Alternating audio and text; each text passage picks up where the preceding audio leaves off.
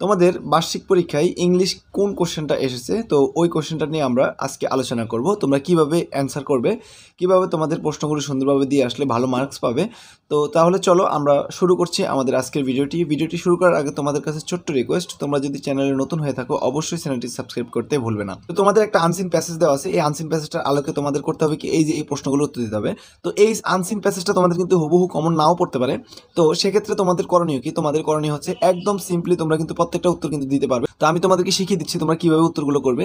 সবার প্রথমে আমরা যে ভুলটি করে থাকি, আমরা আগে আনসিন প্যাসেজটি পড়া শুরু করে দিই। তো এইটা করা যাবে না। তো আমি তোমাদেরকে বলবো যে তোমাদের যেহেতু এই প্যাসেজটা হুবহু বই থেকে কমন পড়বে না, তো তোমরা একটু টেকনিক বা একটু ট্রিক্স খাটায় তোমরা কিন্তু অ্যান্সারগুলো দিতে হবে।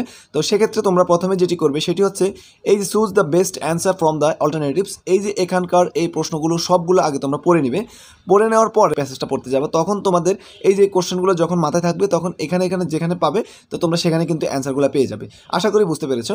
এরপরে বি নাম্বারে আছে তোমাদের অ্যান্সার দ্য ফলোইং কোশ্চেন। তো ঠিক সেমভাবে আগে প্রশ্ন পড়বে, তারপর হচ্ছে তোমরা প্যাসেজ পড়ে এখানে হচ্ছে 5টা লিখবে, 5টার জন্য তোমরা মার্ক পাবে 10।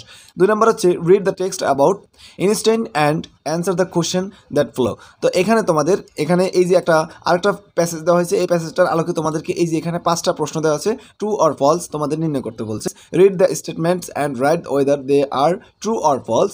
If false give the correct answer, যদি কোনোটা ফলস হয় তাহলে তোমাদের কিন্তু কারেক্ট অ্যান্সার লিখতে হবে। বিতে দেওয়া আছে read the text again and match the column A column B. তো বি নম্বরে যে কলামটি দেওয়া আছে এই কলামটিকে তোমাদের কিন্তু এরকম ওই প্যাসেজটা পড়েই কিন্তু তোমরা এটার সাথে এটা মিল করে দিবে। তো 3 নম্বরে যেটি বলা আছে read the following person and answer the question that follow. তো এখানে একটা কবিতার মতো দেওয়া আছে, একটা পোয়েম দেওয়া আছে, এই পোয়েমটার আলোকে তোমরা কিন্তু এই প্রশ্নগুলোর উত্তর করতে হবে। এরপর রয়েছে পার্ট সি গ্রামার, মার্কস 30। তো 4 নম্বর বলা আছে read the following passage and the rewrite it using the right form of verbs. তো এই যে গ্যাপগুলো আছে এখানে তোমরা রাইট ফর্ম অফ ভার্বস বসিয়ে দিবে। তো সেখানে 5টার জন্য তোমরা মার্ক পেয়ে যাবে 10।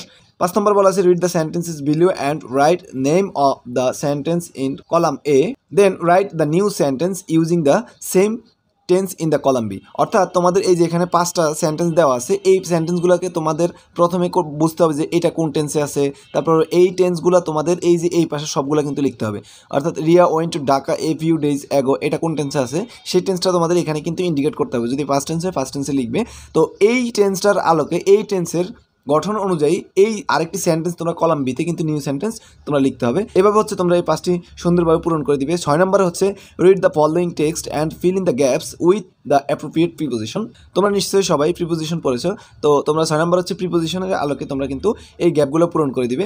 7 নম্বরে যেটি বলা আছে read the sentences connect them the using and but, because, or, and, as well as. অর্থাৎ তোমাদের এখানে 5টি বাক্য দেওয়া আছে, 5টি বাক্যের মধ্যে কিন্তু একটি বাক্যের মধ্যে আবার প্রায় 2টা বাক্যের মধ্যে দেওয়া আছে। তো ওই 2টা বাক্যের মাঝখানে কি বাট হবে না বিকজ হবে নাকি অ্যাজ ওয়েল এজ হবে সেটা তোমাদের নির্ণয় করে লিখতে হবে। এই জন্য তোমরা 5টার জন্য পেয়ে যাবে 5 মার্কস।